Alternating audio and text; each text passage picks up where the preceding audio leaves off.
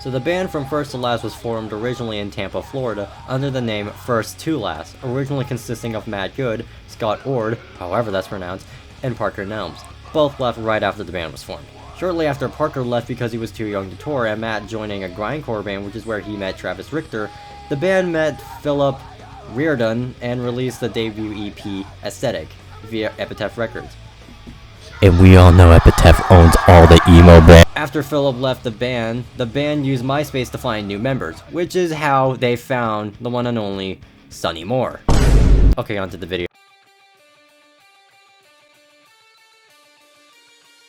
When recording Dear Diary, Sonny was originally meant to be the rhythm guitarist,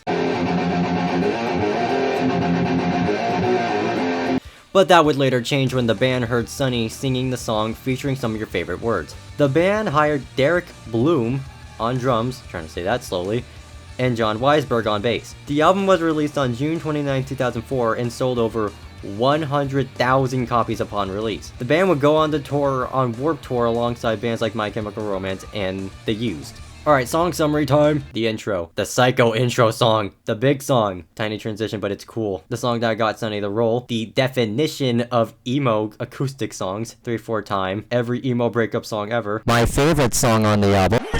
It's a transition song. The song with the best writing and singing. Dead Baby Kickball. The album's the reason why they're well known. And now it's time to talk about the second album.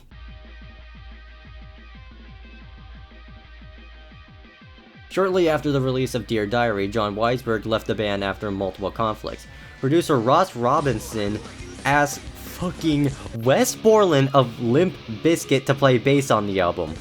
The album was recorded in, I'm not kidding, Weed, California. Now that's funny. Released on March 21st, 2006, the album sold over 232,000 copies, even though it's nowhere near as popular as Dear Diary.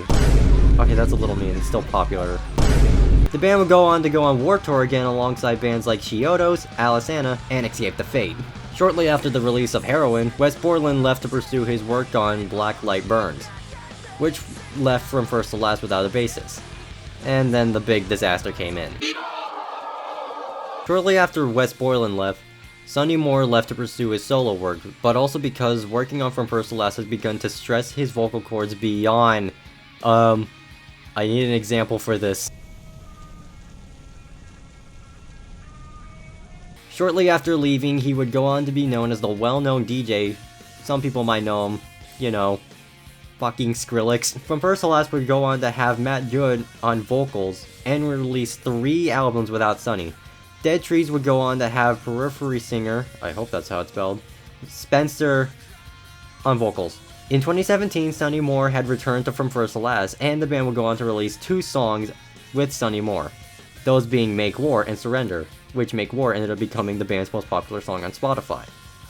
But shortly after the release of those 2 songs, they ended up becoming completely inactive due to how busy Sonny Moore became. In 2023, Matt Good announced on Twitter that From First to Last would return and that he is singing again, alluding to Sonny Moore leaving the band once more. And that's the whole thing, I don't know what else to say.